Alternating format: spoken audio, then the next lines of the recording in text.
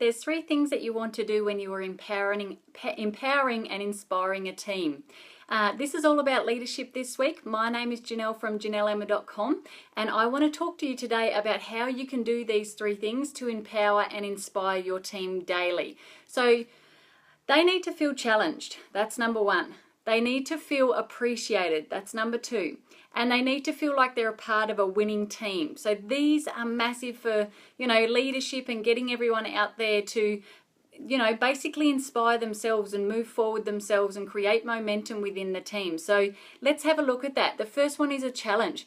Give your team assignments and direction. We know that we are the type of people, we've always grown up with someone giving us some sort of a direction, someone telling us what to do, whether that's our parents or, in a job situation. We're used to that. So when we go into network marketing and we think that, okay, we're our own boss now, but we've got no one to push us, no one to give us that extra guidance or direction that we need to move forward onto the next thing. So give your team a challenge, some sort of a challenge. It could be a 90-day challenge. It could be a very small challenge, like giving them something for a week. It could be a step-by-step email that you give them in the first 48 hours of them signing up. I know I do that. And it's just, letting them know what they need to do for their first 48 hours, especially if they don't live in your area and they're not local to you. You then need to be, putting out emails and doing Zoom meetings and stuff like that to create that same excitement for them. So they're just little challenges as well. You can add them into this sort of a challenge process. Another one could be, your own team competition or your own team incentive. So I know our team does this. We have, a monthly spotlight on someone. We will interview them and do a big write-up on them for the month. And then we also do team incentives for, on a points base to see who's created the most points within the month and then get some sort of a prize at the end of it. So I think challenges like that really help the team. They help push the team and just motivate and inspire them. We don't want to feel like their boss. We don't want to feel like we're trying to be, over them in some way, but we do want to be able to help them and guide them and give them direction. Otherwise, they feel lost, especially in their first, say, 6 months. You need to give them a lot of direction, a lot of engagement, a lot of inspiration, just so people feel comfortable and know that, they can grow their belief along the way. So the other one, number 2, was appreciate. So a huge key to building a rapport with our team and recognizing them is to appreciate them, show recognition, show them some sort of excitement around even the small goals that they've achieved or, the small wins that they've had within the week. So, this could be things like doing some sort of a team training call and then adding that person in, making them known to the rest of the team, giving appreciation to them and welcoming them into the team in a big way, and just sharing their small goal that they may have achieved or sharing their small win that they've had for the month. It's just showing that appreciation. We know that we all love appreciation. We all love to be to be recognized for the things that we're doing, whether they are big or small. It's just something that we love. As humans, we love that. And it's not like you have to be up in the spotlight because you've done this massive goal or you've, created huge momentum and got to 10 different ranks in the company in 5 weeks or anything like that. They can be very small goals and small wins that your team have had, but it's still a win, it's still recognized, and it's still something that your team are going to appreciate that you've, brought that up to the rest of the team or that you've inspired them to by saying something and saying a thank you for them for the work and the effort that they've put in. And like I said before, do a monthly spotlight with your team. Have someone that you pick for that month that you then, interview and ask a few questions about and put that up on your team or group's Facebook group or, in some sort of an email to your group and your team, just so people can get to know your team more. I know for me, my team barely know each other because they're all in different states and different country.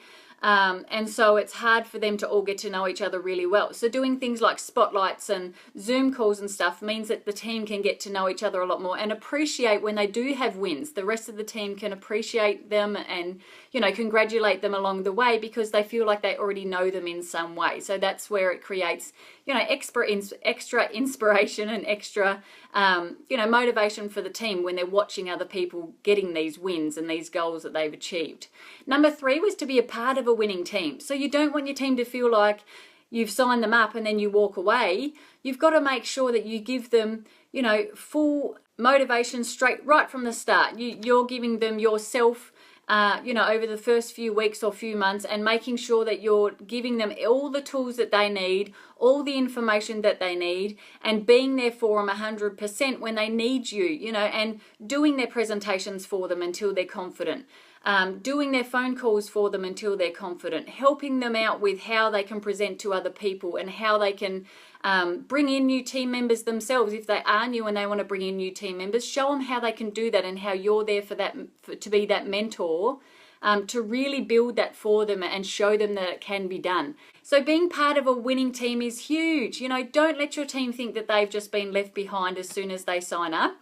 And if you're not in those local areas, make sure you're doing Zoom calls, make sure you're doing conference meetings, make sure you're doing different things like having some sort of a Facebook group or messenger chat and that sort of stuff that the whole team can be a part of, so they all feel like they're a part of the one team and they don't feel isolated or like they're separated from the rest of the team just because they are in a different state or country. So I think that's very important. We have to make sure that our team do feel like they all know each other, do feel supported from each other, and that they know what's going on with the rest of the team all the time. The other thing is, you know, doing this greatly increases retention rate and it increases duplication massively. If you can show the team that, you know, to be a part of a winning team and to be inspired and motivated all the time, and doing these sorts of conference calls, Zoom meetings, Facebook groups, you know, Super Saturday meetings, anything like that where the whole team can be a part of it, that's what's going to create duplication. They can see that this is possible for them no matter where they live, no matter who they are. And it's just like we had a Super Saturday meeting for our team, and half of our team couldn't come, but they could watch it from a Zoom meeting that we had, you know, for the rest of the team in Canada and, you know, in different states of Australia and that sort of stuff. So I think that's amazing. I think that that sort of stuff shows that you're a part of a winning team, because they're not just doing meetings in their own specific areas and forgetting about the rest of the people. We're making the effort, you know, that's a big effort to make that, to show your team that they can be a part of no matter what it is that you're doing in your own area for your own team. Now, the other thing is help your team create mini goals and help them achieve those mini goals. So this is just, we could say this is number 4. But I think that, you know, it doesn't matter how big or small their goals are. Make sure you're helping them achieve those goals. Get them to write them down. Get them to tell you what those goals are. Make sure you've got a record of that, and then somehow help them in some way to reach those goals, no matter how small they are or how big they are. So I think mini goals are great when you have new team members coming in. Try and help them achieve those mini goals. That mini goal could just be the first person they recruit, and you've helped them do that. It could be the first phone call that you make with them, you know, and you get on there as a third party. It could be their first home meeting that you are the presenter for, but they've been the one to invite all the people. And how exciting is that? I remember when I was first doing home meetings and I could get 8 to 10 people to a meeting. That to me was an achievement in itself. You know, I didn't think I could possibly do that. And when I was doing that, it was creating huge excitement for myself to know that, yes, if I've got these mini goals and I can achieve them, let's start doing big goals as well. So I think that, you know, have a look at that for your team. Mini goals are just as good as big goals. They create extra inspiration and motivation for the team. They create more momentum because they're saying, wow, I can achieve that. Let's do something else. You know, they're not just sitting there going, oh, I want to make 10 grand a month and it's not happening, and that's just too big a goal for them at that point in time. You know what I mean? So get them to do mini goals. Get them to tell you what those mini goals are. Stick them up on their fridge. Put them in your diary, whatever that is that you do, so you can help those people have those mini goals. And then, you know, these are the sorts of things that can help leadership. So it's just It's a matter of making sure your team are plugged into everything that you do, no matter where they are, no matter where they live, and no matter how long they've been in the business. I think we need to become the leader that we know we can become, inspire as many people as we can, because we know that other people can do this just as well as we can, and it's just a matter of showing them the way. And empowering them, inspiring them every single day. So I'll go through those again. Number 1 was challenge them. Number 2 was appreciate your team. Number 3 was be a part of a winning team. And then number 4 is making them have mini goals, not just large goals. I thank you all for listening in. Please like or share or comment this if it was of value to you, and I'll see you all on the next video. See ya.